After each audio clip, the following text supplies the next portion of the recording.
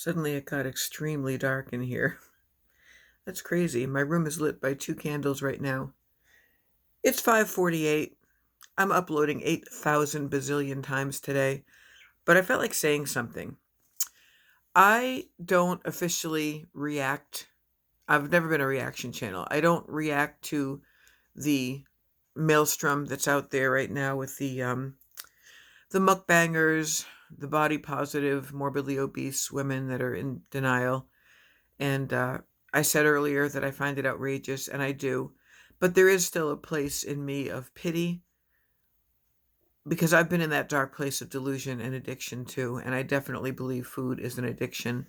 Um, Pre 2001, I was bumping 300. I was like 295 before I had my gastric bypass. I'm still fat. I still love food. I don't binge or overeat really, but my metabolism is fucked up, which is why I'm still fat, and I don't always make the best choices. I'm coming back on right now to say that I never ever ever comment on Chantal Marie's Foodie Beauty on her videos or content. I really don't. I occasionally watch just to see like how she's doing. Um, Not because I am judging her, but it's like a sense of concern, really. Because I feel like she's in a bad place. And just recently, I saw because I get upload notifications from some of the reaction channels, some of whom I like much better than others. I don't participate in meanness, but when they put things out there, it it usually begs for some kind of a comment or reaction. In any event, today when I quickly looked at Chantal's newest upload, again because I saw somebody commenting on it, I actually, for the first time in a very, very long time, because I used to watch her way back in the day when I truly, truly enjoyed her. I thought she was an effervescent, um, upbeat, funny girl who just was a big girl who unapologetically liked to eat and told pretty good stories. And she would do makeup tutorials and hauls.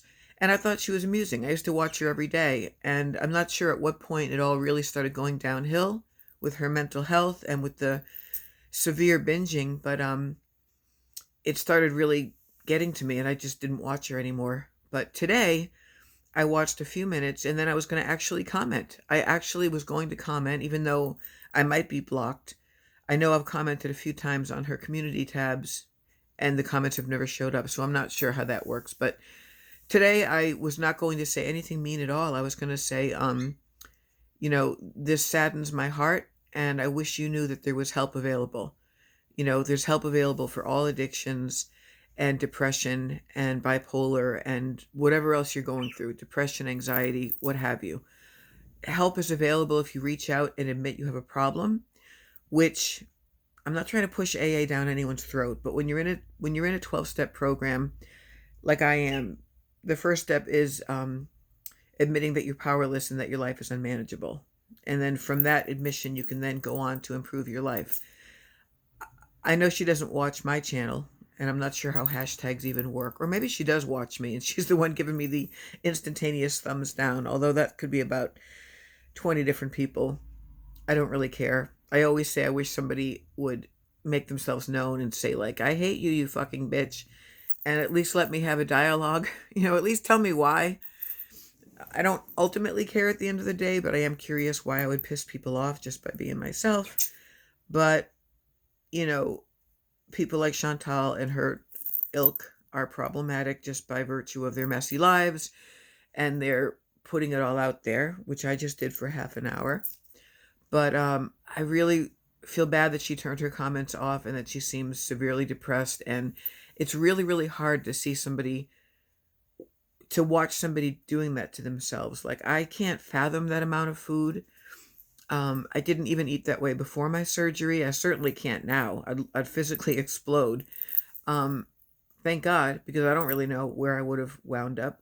I don't think I would have wound up that big, but who the hell knows? I also never thought I was going to become a raging alcoholic. But food addiction to me is really no different from alcohol or drug addiction. And that's why I've always had a problem with those channels glorifying eating and saying things like, well, I need to eat anyway. I may as well share it with you. but then the eating becomes huge amounts and usually garbage trash food. And I see her uploading these mukbangs day after day after day, and sometimes several in a day.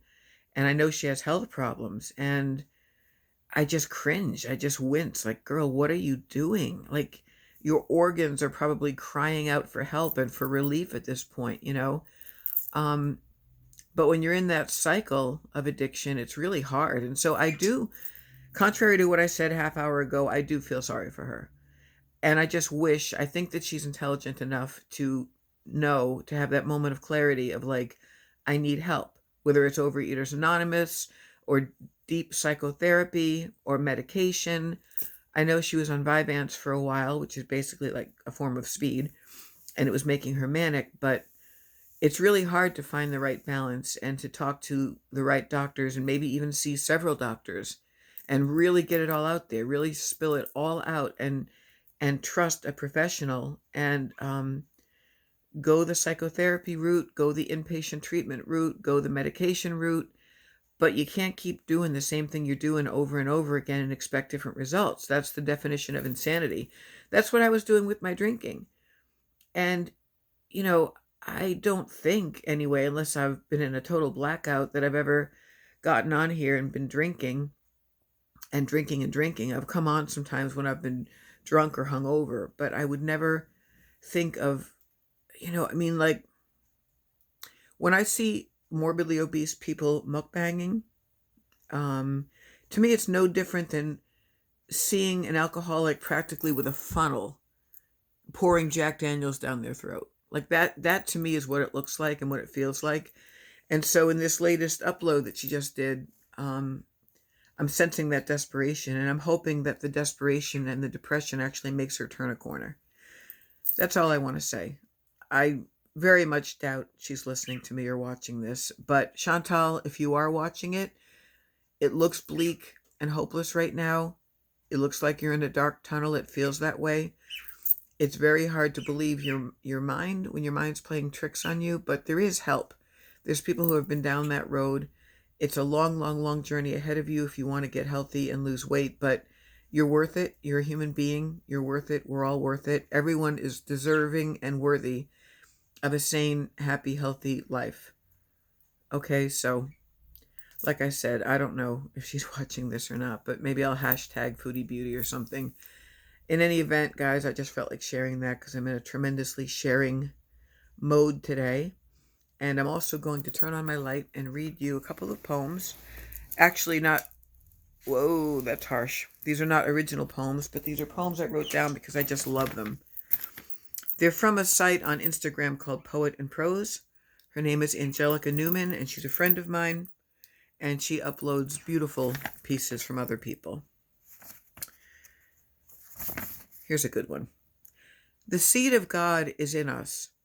Given an intelligent and hard-working farmer, it will thrive and grow up to God, whose seed it is, and accordingly its fruits will be God nature. Pear seeds grow into pear trees, nut seeds into nut trees, and God seeds into God.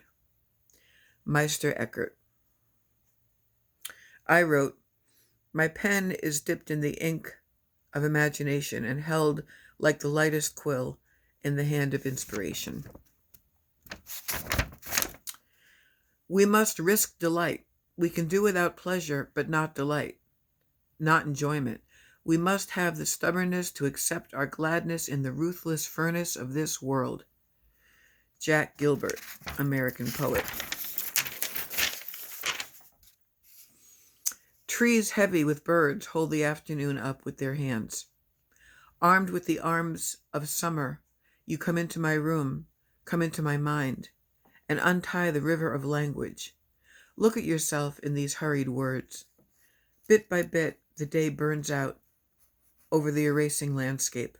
Your shadow is a land of birds the sun scatters with a wave. Octavio Paz. One more. Whoops, let me switch positions here. Our heart wanders lost in the dark woods. Our dreams wrestle in the castle of doubt. But there's music in us. Hope is pushed down, but the angel flies up again, taking us with her. The summer mornings begin inch by inch while we sleep and walk with us later, as long-legged beauty through the dirty streets. It is no surprise that danger and suffering surround us. What astonishes is the singing. We know the horses are there in the dark meadow because we can smell them, can hear them breathing. Our spirit persists. Our spirit persists like a man struggling through the frozen valley who suddenly smells flowers and realizes the snow is melting, out of sight on top of the mountain, knows that spring has begun. Also Jack Gilbert. So those are the poems I was promising you and my sort of random thoughts about Chantal, a human being who's struggling. Peace out.